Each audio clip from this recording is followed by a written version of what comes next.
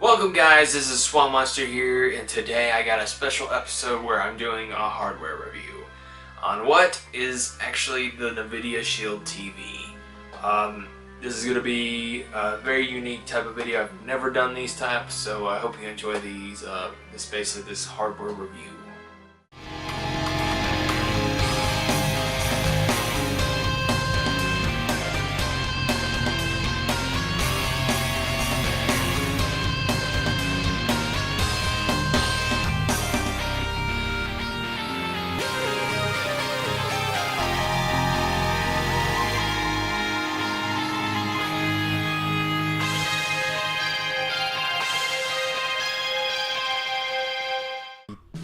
So here's the Nvidia Shield TV. This is the Pro model, which there are two models. One being the difference is this comes with 500 gigabytes, while the base model only comes with 16 gigabytes. Everything else is the same.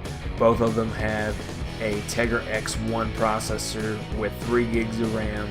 Both of them actually run 4K at 60 frames per second and also streams games.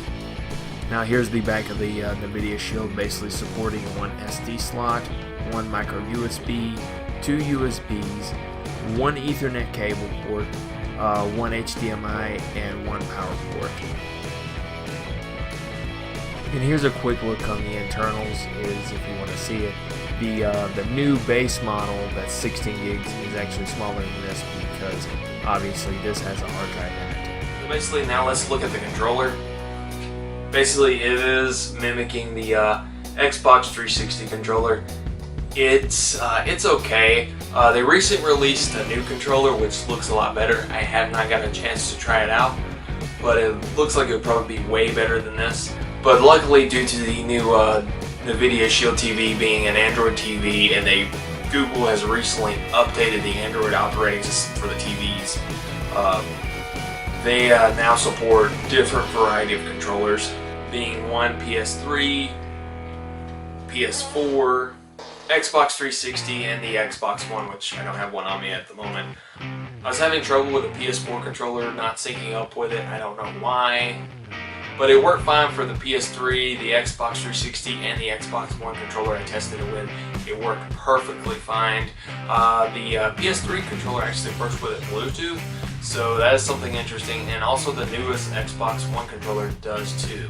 So if you get one of those, it'll work with it. I'll probably recommend getting a PS3 or a Xbox One controller. If you can get a PS4, like I said, I had trouble with it. I don't know why it wouldn't work properly, but other than that, the rest of the controllers work fine. Specifically, if you want to play PS1 games on this, I probably would recommend the PS3 since it's really close to the PS1. Speaking of PS1 games, here's a video showing me basically the PS1 games I'm about to show off in emulation.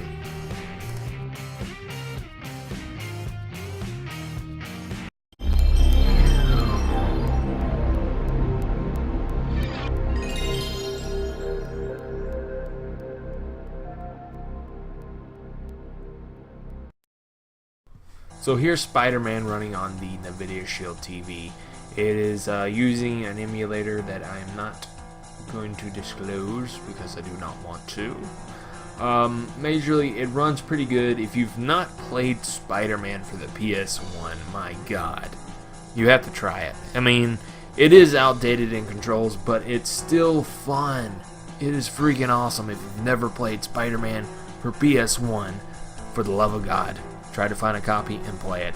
I think it's also available for 64, so I actually have a 64 copy, so yeah, actually it is. So I don't know why I said I think it is. But yeah, here's some footage of it. There's a lot of it that I recorded for this, so I hope you enjoy.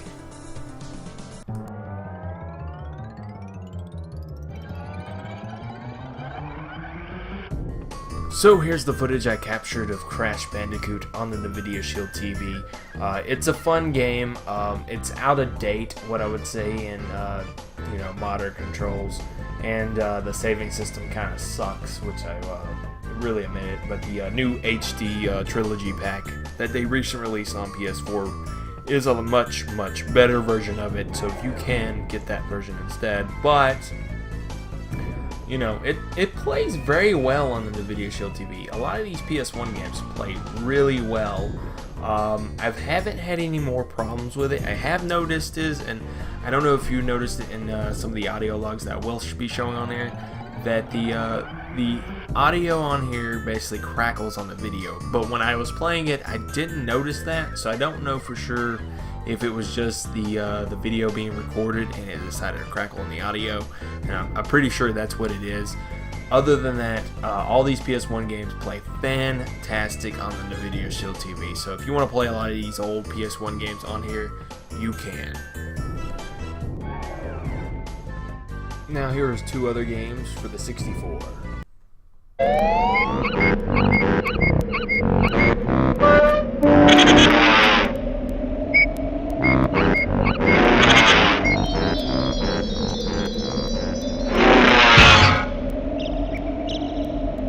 So first up on the 64 emulation is Banjo-Kazooie, which is a fantastic game. If you've never played these platforming games, I totally recommend it. The reason why I'm not showing Mario is obviously I don't want to get flagged by Nintendo, but since this game is being owned by Nintendo anymore and owned by Microsoft, I can freely show this off. What I've noticed in the gameplay for the 64 emulator, especially in Banjo-Kazooie, is this game runs perfectly fine. A few noticeable dips in a few areas, but other than that, it ran perfectly. And on top of that, if you're looking to get Banjo-Kazooie, there is recently a rare replay pack for the Xbox One. If you get a chance, totally recommend checking it out and checking this game out. Now here's another 64 game, which, you know, recently Battlefront 2 is coming out, so I thought I'd show a Star Wars game for the 64, Star Wars Rogue Squadron. A pretty fun game. If you're a fan of the Star Fox 64 games, you will enjoy this. Especially, you know, you're driving the freaking X-Wing. Love driving the X-Wing. Right now in this is just a basic tutorial that I'm trying out. The gameplay wise and like performance, this game, it will have one, like I noticed some lag in a little bit of the sections, like Banjo-Kazooie, a little bit worse probably than Banjo-Kazooie. Other than that, it is a full playable 64 game. It's not like it's like 10 frames per second or 5 frames. It's a full 30. It'll dip to 20 occasionally. Other than that, it's a very playable 64 game on here. And like I said, is the other 64 games that I tried on here, which I don't have footage of it. I tried Ocarina, I tried Mario 64. All of those run perfectly. So this machine can run, I'm going to probably say about 90% of the 64 games. So now that we took a look at the emulation on here, which is a lot, which I'll show the list right here. Okay, so let's take a look at the native games it has. First off is Doom BFG Edition. Majorly, Doom 3 is not my favorite one, but this also luckily includes Doom 1 and 2, which is very fantastic. If you like first-person shooters, you'll love Doom 1 and 2. If you like Dead Space, you'll definitely probably love Doom 3. I'm just not a big fan of Doom 3. Maybe I should just completely go through it, but it's just never, you know, just never got into it. But it looks fantastic here. It looks like the PC version. If this looks interesting, I totally recommend getting it if you have the Nvidia Shield TV or planning on getting the Nvidia Shield TV. Okay, next up is Half-Life 2. Now, if you've never played a Half-Life game, this is pretty much basically another first-person shooter, but it also includes gravity puzzles. It's a very fun game. It even has elements of horror, which is in one part of the game where you're fighting zombies. And then there's also one part where you're basically fighting ants that are basically tremors. It's a very fun game. They also have Half-Life Episode 1 and 2 and Portal, which all those are very fantastic too, especially Portal. I love the puzzles in that. If you've never played Portal, I totally recommend trying that game out on whatever system you know. But basically all these games pretty much run fantastic. Pretty much basically all of the video games that pretty much they have supporting works fantastic on the Nvidia Shield TV. Resident Evil 5. Next up is Resident Evil 5. Now, I thought it was strange that they ported over Resident Evil 5 and not any of the other ones like Revelations or maybe even Resident Evil 4, which, you know, I really would have thought Resident Evil 4 got ported over here, but 5 got ported. It's a fine game. I prefer it to play co-op. It's not really the best game to play by yourself. I know there's probably some who would probably argue that it's pretty fun, which I say it is fun, but I would rather have a co-op partner. And the biggest disappointment with this port is it doesn't have local co-op. Basically what I'm saying is couch co-op. It only has it over line, so basically in order to play co-op on this game, you would have to have another Nvidia Shield TV, which kind of sucks, and then on top of that you have to buy the game again. So kind of a downer, but if you're wanting to play this game by yourself, or if you know somebody that has another Nvidia Shield TV that's willing to play co-op online, then yeah, that's a big bonus right there. Okay, next up is Borderlands pre-sequel. I did have some footage of Borderlands 2, but I currently lost the footage, so I'm mostly going to be talking about pre-sequel. But basically both those games are the same. Basically, pre-sequel takes place in between Borderlands 1 and 2, and it's about the how the main villain of 2 became the villain of that. He first started off as a jerk and then became a super villain. And the game is very fun. It's very comedic. Obviously, the gameplay is fantastic. They introduce a oxygen system into the game because you're on a moon, and then on top of that, it's got a very vast, deep loot system. If you've never played a Diablo game, well, pretty much a Diablo game-like game that has a vast majority of different weapons, it's unbelievable. It just has tons and tons of weapons. They even have freaking lasers in this game, which is very fun. The only downside, and it's both for this and the Borderlands 2, they do not have any of the DLC for these games.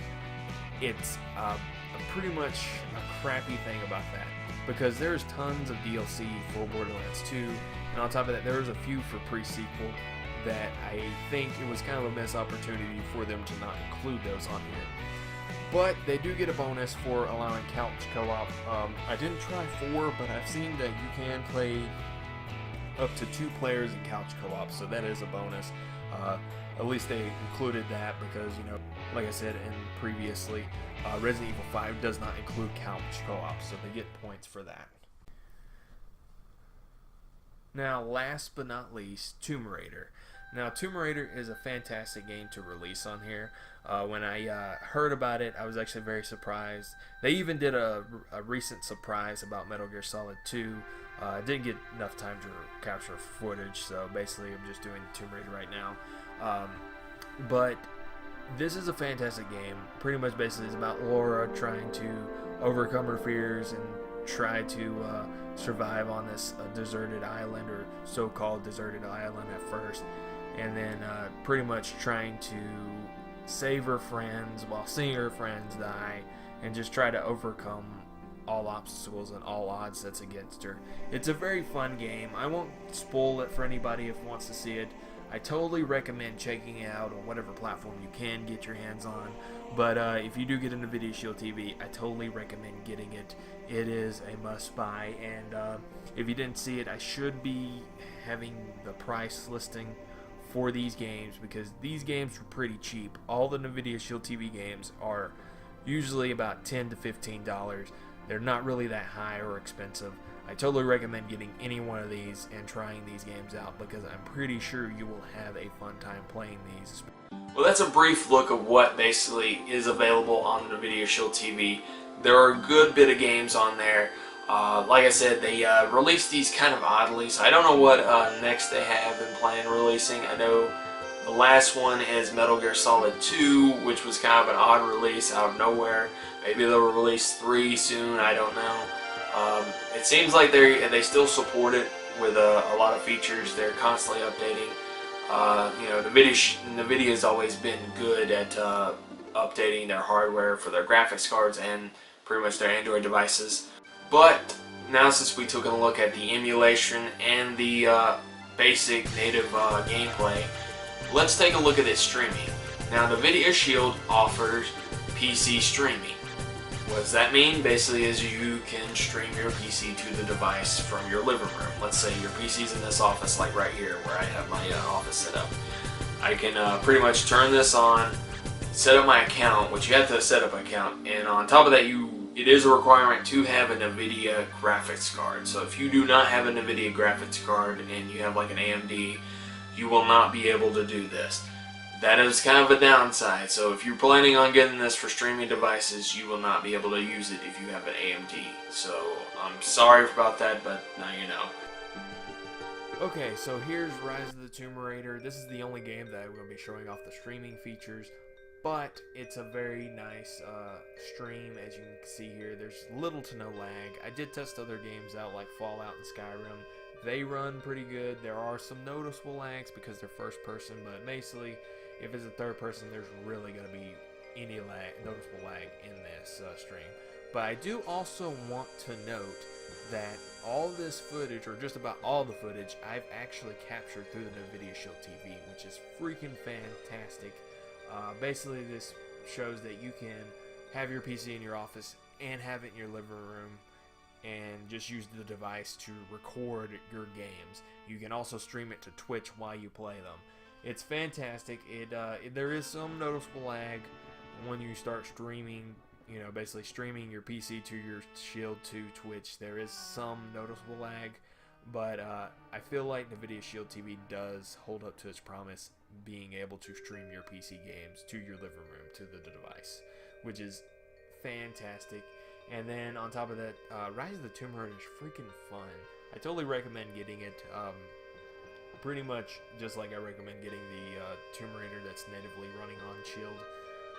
Other than that, the streaming I have no problems with besides drivers. So if you pretty much have any issues, I'd probably recommend uninstalling drivers and reinstalling them, and that may clear up any issues if you have any streaming issues.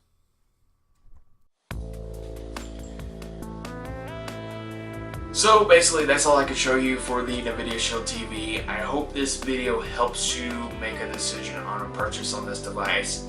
If you wanted to ask me, is it worth it? It really depends on what person you are. If you're just looking for something to play, YouTube or Hulu's or Amazon Prime or maybe even Netflix, those types of things, and you just want those in your living room and that's it, it's not really worth it. The price range for it's too high. I totally recommend just getting a Roku because that just basically does everything anyways at a cheaper price point. I mean, you can see some of the $40 and $50. While if you are interested in this device and you want to play those emulation games, and on top of that, some of those native games that plays on it looks good, or maybe even if you're a person that wants to stream your PC to it, it's totally worth it. Now, if you just want it to stream your devices, I would totally just get the base model. Because if you're not planning on installing Android games anyways, then the base model is just the cheapest model that you can get, and you can just put it in your living room and stream your PC games to it. But if you're a person that wants to play exclusively for the native games, native Android games, and on top of that the emulation games, I recommend getting the 500 gigabytes because that's going to save you a lot on space, and you don't have to worry about it filling up as quickly as a normal Android device usually does. So yeah, totally worth Pro if you're just interested in emulation and native Android games. Base model if you're just streaming. Now that being said, I hope you enjoy these types of videos. I'm hopefully going to do other videos, maybe even on older consoles eventually in the future. Pretty much if you like this video, please like and subscribe. On top of that, I have a Patreon where you can donate $1, and the first 20 people to donate will get their names in my credits. So thank you and bye-bye.